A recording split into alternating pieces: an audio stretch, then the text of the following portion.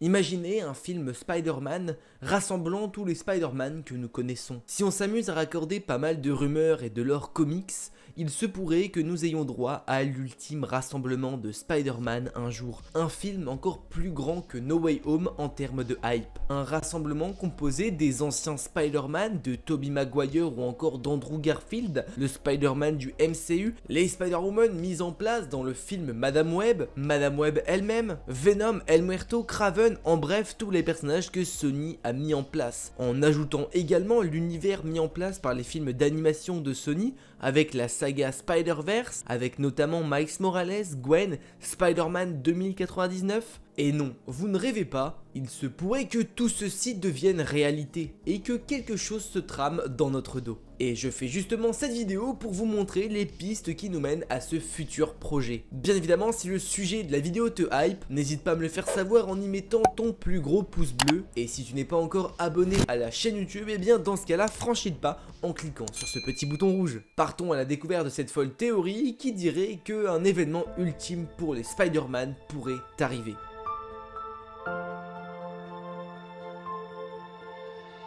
Avant tout ça, nous allons devoir décortiquer quelques rumeurs ayant vu le jour récemment et qui pourraient nous mettre sur la piste. Je vous parlerai ici essentiellement de rumeurs établies par des sources fiables. Maintenant, tout ceci reste que de la théorie, donc à prendre avec des pincettes. Il y a quelques jours, nous avons appris que Tom Holland pourrait avoir un caméo dans le film Spider-Man Across the Spider-Verse. Un caméo qui ferait rencontrer un Miles Morales animé et un Peter Parker en live action, mixé animation et live action. Les deux devraient se rencontrer et avoir un peu de dialogue. Ce qui va être intéressant à suivre maintenant, c'est la rumeur qui suit. Selon l'initié Daniel RPK, les événements de No Way Home seront évoqués dans Across the Spider-Verse puisqu'il serait dit que quelque chose serait arrivé au multivers en raison d'un certain événement et que du désordre aurait été causé par Doctor Strange et l'enfant ringard, faisant bien sûr référence au Spidey de Tom Holland. Si cela pourrait paraître incohérent pour certains, ça ne l'est pas du tout pour moi. Puisque dans le MCU, depuis les événements liés à celui qui demeure, le multivers est littéralement en pleine explosion. Les différentes réalités s'entrechoquent, des personnages du multivers arrivent dans des univers qui ne sont pas les leurs, car oui, même si on part sur l'hypothèse que dans Spider-Man No Way Home, c'est uniquement et seulement le sort de Strange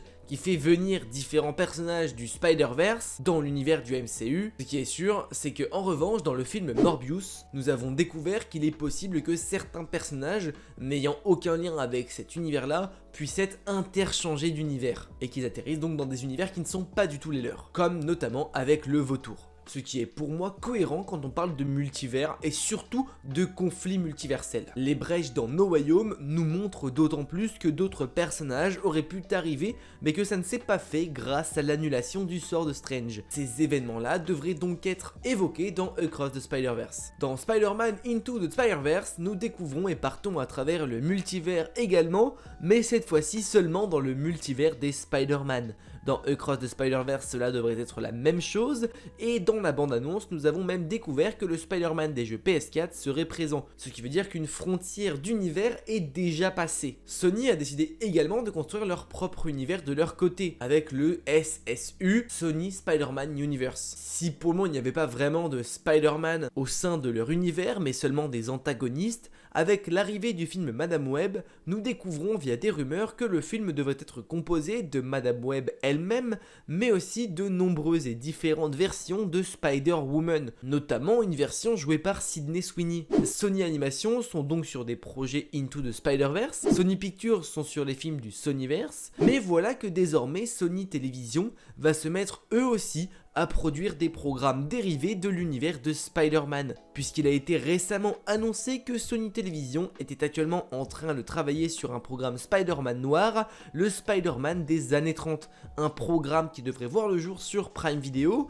et un autre concernant Silk. Il est important de rappeler que Sony Pictures, Sony Animation ainsi que Sony Télévision ne sont pas le même univers, chaque univers est indépendant. Grosso modo, les événements d'une série comme Spider-Man noir n'auront pas d'impact sur la timeline principale de Venom, vu qu'ils ne sont pas du même univers, en tout cas originellement. Mais alors, pourquoi faire autant de programmes liés à Spider-Man? Eh bien, je pense que Sony et Marvel ont un plan derrière la tête. Dans la saga d'animation, nous avons exploré le Spider-Verse, voyagé à travers les univers d'autres Spider-Man. Dans le MCU, le Spider-Verse s'est entrechoqué avec l'univers de Tom Holland, puisque le film a réuni 3 univers différents. Si la rumeur concernant les échos des événements faits dans No Way Home sont entendus dans l'univers de Cross de Spider-Verse, cela veut dire qu'il y aurait déjà un lien entre tous ces univers et que tous les univers de Spider-Man sont littéralement liés. C'est ce qu'on appelle le véritable Spider-Verse. Chaque Spider-Man sont plus ou moins connectés grâce à ce que l'on appelle la toile de la vie et du destin. Cette toile-là est en fait celle qui lie indirectement chaque Spider-Man. Rajoutons à ça l'énorme bug multiversel actuel du MCU et c'est parfait pour ce qui pourrait se préparer. L'idée serait que cette fameuse toile de la vie et du destin soit menacée par la plus grosse menace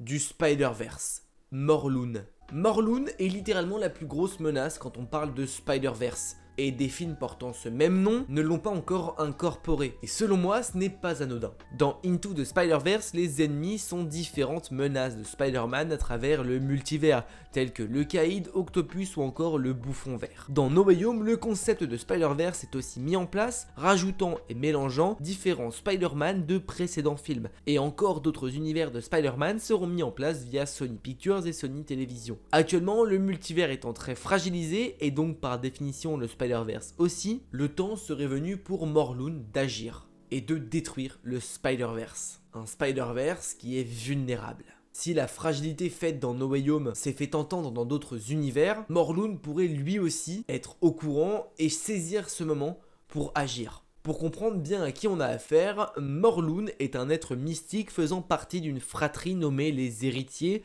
dont le but est de se nourrir des forces totémiques, c'est-à-dire se nourrir d'êtres ayant un lien avec les animaux comme Spider-Man et l'araignée par exemple. Voyant le multivers affaibli et donc un lien de facilité pour voyager d'univers en univers, il pourrait décider de mettre son plan à exécution et de détruire tous les Spider-Man qui existent. Et pour avoir une chance de détruire cet être extrêmement puissant, le seul moyen est que le Spider-Verse se réunisse pour défendre leur cause et leurs congénères d'autres univers. Un Spider-Man Assemble. Ça pourrait être le gros film prévu de la part de Sony, leur Avengers à eux, pour conclure cette saga de Spider-Man. Cela pourrait aussi expliquer pourquoi Venom et Morbius sont décrits comme étant des anti-héros. Puisque si Venom est amené à s'unifier avec un Spider-Man, il pourrait être lui aussi une force totem de l'araignée. Morbius, lui, est une force totem représentant la chauve-souris. Finalement, Venom et Morbius pourraient être par la suite des alliés au Spider-Man pour vaincre une menace qui les touche eux aussi. On pourrait d'abord avoir un affrontement Sinister Six Spider-Man comme prévu, pour qu'ensuite ils fassent équipe les uns avec les autres, non pas parce qu'ils s'entendent bien, mais bel et bien juste pour rallier une cause commune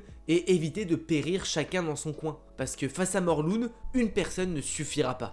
Imaginez juste une seconde que Marvel et Sony eurent un plan de cette envergure-là. Un film qui pourrait dépasser tout entendement et qui collerait tellement bien à la hype multiverselle du moment. Une équipe de Spider-Man composée par tout plein de Spider-Man, une équipe avec le Spidey de Tobey Maguire, d'Andrew Garfield, de Tom Holland, composée à la Spider-Woman de Sydney Sweeney mise en place dans Madame Web elle-même, Miles Morales des films d'animation ainsi que Spider-Gwen, Spider-Man noir de la future série ainsi que Silk. Ce serait probablement le plus gros film Spider-Man faisable à l'heure actuelle, réunissant tous les univers de Spider-Man qu'il existe. Quand on regarde les rumeurs à gauche à droite, cela est totalement possible. Sony met en place différents univers de Spider-Man, le Spider-Verse est évoqué dans les films d'animation mais aussi dans les films live-action du MCU. Ces deux films pourraient être liés et avoir un lien via ce fameux Spider-Verse et via les caméos qui devraient arriver dans Across the Spider-Verse. Les méchants du Sonyverse ne sont pas réellement méchants et mettent en place principalement des personnages avec des forces totems. Sans oublier l'arrivée de Madame Web qui est une pierre angulaire lorsqu'on parle de Spider-Verse et de la toile de la vie et du destin. Selon moi, tout n'est pas anodin. Et un événement de cette envergure-là pourrait littéralement voir le jour. Il pourrait être l'événement final et même être l'événement qui nous ferait perdre certains Spider-Man. Car dans les comics, Phoenix Morlun a tué plus d'un Spider-Man, peut-être la fin de Tobey Maguire ou encore d'Andrew Garfield. L'équipe pourrait être construite par Tom Holland,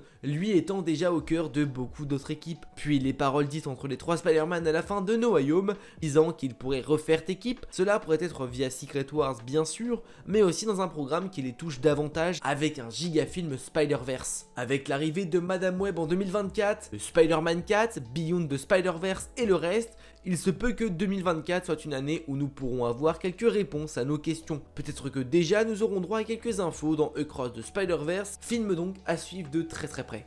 Et vous alors, un film de cette envergure-là, est-ce que ça vous plairait? Un film Spider-Man ultime? N'hésitez pas à me le dire en commentaire. Bon, eh bien c'est la fin de cette vidéo théorie. Si jamais elle vous a plu, vous pouvez bien sûr mettre le petit pouce vers le haut. Et si jamais la chaîne vous plaît, dans ce cas-là, vous pouvez vous abonner et activer la cloche pour ne louper aucune des prochaines vidéos théorie. On se dit à très vite, n'oubliez pas, mais de grands pouvoirs impliquent de grandes responsabilités. Je vous fais des bisous, ciao.